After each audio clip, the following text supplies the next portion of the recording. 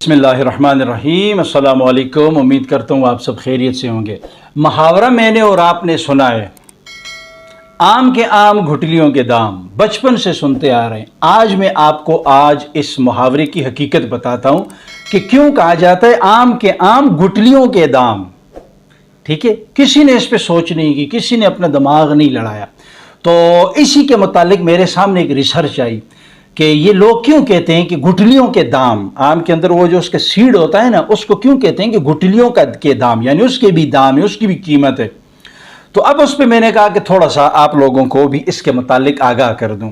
वो रिसर्च मेरे सामने आई, वो ये थी, सबसे पहले आम तो मुझे और आपको पता है कि इंतहाई लजीज होता है, अल्लाह सुब्हानहू व तआला की नेमतों में से, लाखों करोड़ों नेमतों में से एक नेमत है।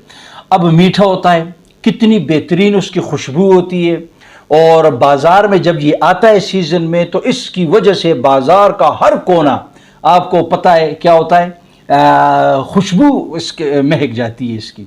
ठीक है, और लोग क्या इसका सारा साल इसका इंतज़ार करते हैं, सारा साल। और ख़ासकर फिर जिन इलाकों में ये आम वाफर होते हैं, हमारे पंजाब के एरिए में ख़ास, उनको फिर रिक्वेस्ट करते हैं कि हमारे लिए भेजें, और लोग अपने दोस्तों, यारों, रिश्तेदारों को फिर भिजवाते भी हैं। और इसी तरह यानी सारा साल इसका वो इंतज़ार रहता है कि कब आएंगे और कब हम इसको नोश फरमाएंगे, खाएंगे। ठीक है, अब ये तो आम की खुसूसियात से तो हर कोई वाकिफ़ है।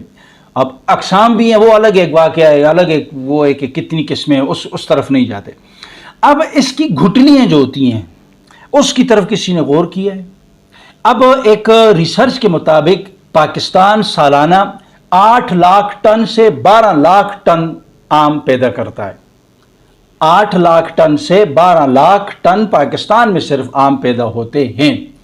ठीक हो गया, और इसमें तकरीबन 2 या 3 लाख टन ये बरामद करता है, दूसरे ममालिक को भेजता है। अब पीछे जो पाकिस्तान में जो तकरीबन 8 लाख टन आप समझें, वो अगर पाकिस्तान में रह गए, उनकी घुटलियां हम क्या करते हैं, ज़ाया कर देते हैं। हर घर में इसी तरह होता है।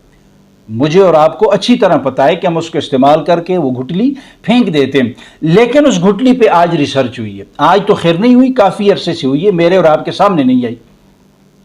उसमें कहा गया है रिसर्च में कि इस आम की उस घुटली में एक ख़ास और बड़ी कीमती किस्म की गिरी होती है, जो कोका बटर होता है ना, जिस तरह कोका बटर वो होता है कि जो कीमती ये चॉकलेट बनाने के लिए इस्तेमाल होता है उसमें, और इसकी खुशबू भी बड़ी बेहतरीन होती है। तो वो वाली गिरी उसमें इस्तेमाल हो सकती है, और लोग करते भी हैं।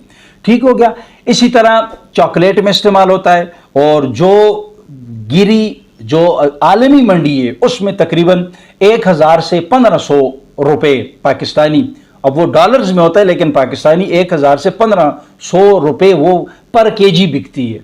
ठीक है, वो उसका वो जो गिरी होती है वो।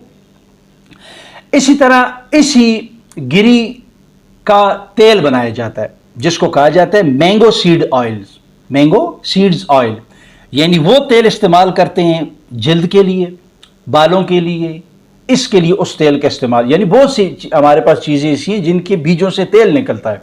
ठीक है, तो इसी तरह इसका तेल भी इस्तेमाल होता है।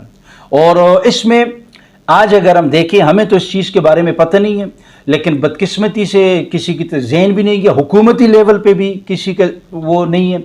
लेकिन भारत इस चीज़ में आज भी पहले नंबर पे, भारत इस चीज़ को उसने अपना टारगेट सेट किया हुआ है कि हमने सालाना 30,000 वो जो मक्खन है उससे गिरी, वो आम के उस गुठलियों से वो हमने निकालना है। उसको फिर वो दूसरे ममालिक भेजते हैं, या अपने ममालिक में उन्होंने इंडस्ट्री लगाई हुई है जिससे वो चीज़ तैयार करवा के फिर उसके बाद बाहर भेजते हैं और ज़र मुबादला हासिल करते हैं। ठीक है, यानी कि मतलब इसके लिए हम भी कर सकते हैं, हर कोई कर सकता है। छोटी सनतें लगाई जाए, छोटी सनतें लगा के इसके प्रोसीजर को, जिस तरतीब के साथ ये काम होता है, किस तरह किया जाता है, वो अगर नहीं पता तो किसी से मालूमात करके उसके मुताबिक इंडस्ट्री लगाई जाए, तो ये चीज़ हमारे मुल्क में भी हो सकती है। जब ये चीज़ हमारे मुल्क में भी हो सकती है तो मुल्क की भी ज़रूरत पूरी होगी, और इस चीज़ को हम दूसरे ममालिक को भेज भी सकते हैं और अच्छा खासा ज़र मुबादला हासिल कर सकते हैं। मतलब कहने का ये कि कुदरत ने हमारे आस पास बहुत सी ऐसी चीज़ें रखी हैं कि जिन पर हम थोड़ा सा अकल इस्तेमाल करके, उस पर थोड़ी सी हम रिसर्च करके, तहकीक करके उसको हम फ़ायदे के में उसको कन्वर्ट कर सकते हैं। तो ये एक छोटी सी रिसर्च थी, मैंने सोचा कि इसको भी मैं आज आपके सामने रख लूँ।